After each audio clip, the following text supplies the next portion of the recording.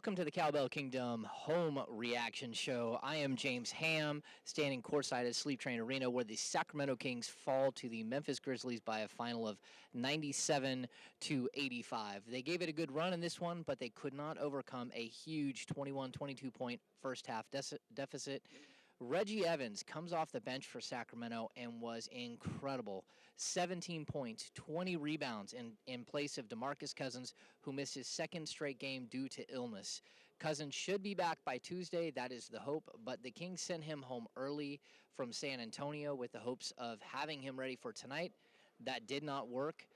So hopefully Cousins will be back in the Sacramento Kings starting lineup come Tuesday evening. Let's go to our keys to the game. The first key is complete game effort, and the Sacramento Kings did not give a complete game effort tonight. They came out flat. They got ran off the court early in this game, and they're really lucky to even come as close as they did. They were able to cut the margin all the way down to 3 points a couple of times in the fourth quarter. They weren't ever able to get over the hump, but that's what happens when you fall behind by 22 points to a very, very good Memphis Grizzlies team. Now, give them credit. They're a very good team. They're a very good defensive team. You know, to shoot that high percentage against them is great, but you know, Tony Allen just kind of, and Mike Conley took us out of our offense and costly turnovers. So unfortunate. We have to find a way to value the basketball at a much higher level and just to be a more consistent team. It's right now I never know what team is going to show up, and when we defend and value the ball, we've proven we can beat anybody. And then conversely, when we don't, we can lose to anybody. So we're just looking for consistency right now. Let's go to our second key. The game is a turnover battle. Again, the Sacramento Kings get destroyed in the turnover battle. They turn the ball over 23 times to just 13 for Memphis. Their 23 turnovers lead to 23 points on the other end. Guys like Carl Landry with 4 turnovers, Rudy Gay 4 turnovers, Darren Collison 5 turnovers. Those are large numbers. Again, the Kings don't value the ball hardly at all. And it's become a major issue, especially forcing turnovers as well as their own turnovers. Let's go to the third key to the game, slowing down the point of attack. The Sacramento Kings actually did a very nice job of slowing down the point of attack tonight. Darren Collison looked like he was back to normal. He holds Mike Conley Jr. to just 10 points and 6 assists in 31 minutes. The guy that really let the Kings down on this point of attack issue was once again Ramon Sessions. He goes 0 of 3 from the field. He turns the ball over a couple of times. He doesn't do anything on the offensive end. And on the defensive end, he got eaten alive by Beno Udrih, and that's something you just can't have. Beno finishes with 7 points and 2 assists, and I think he did that in just 17 minutes of action.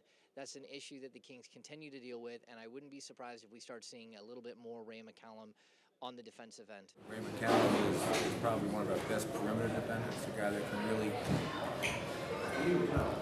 bother the opposing guards. So there's not a lot separating those two right now.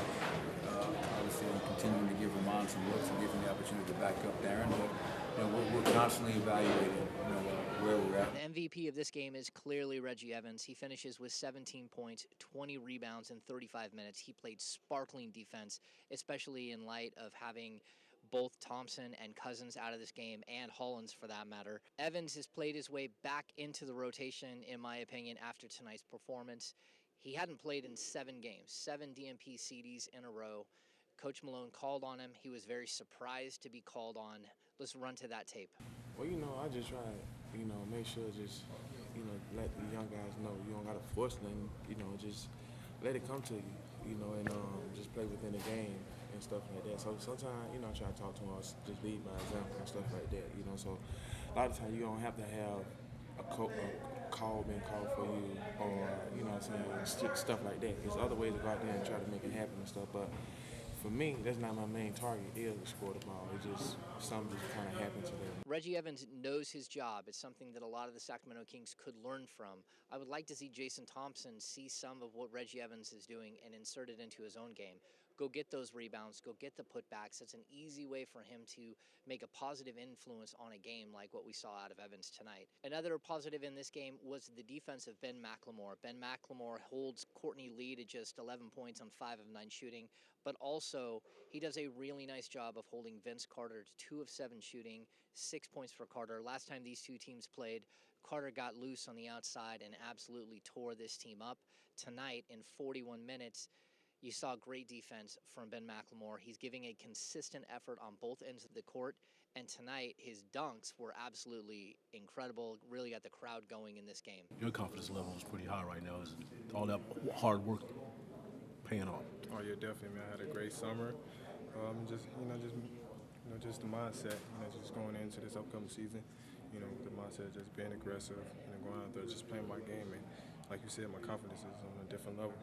Between him and Reggie Evans, you had a really solid performance out of those two. Again, Rudy Gay had a solid game, 20 points. But without DeMarcus Cousins, it's really tough for this team to get anything going long term. He should be back in the lineup come Tuesday. The Kings play 11 games in the month of December at home. Of their 15 total, this should be a good month for the Sacramento Kings. So that's going to do it for this edition of the Cowbell Kingdom postgame show. I'm James Ham. Thanks for tuning in.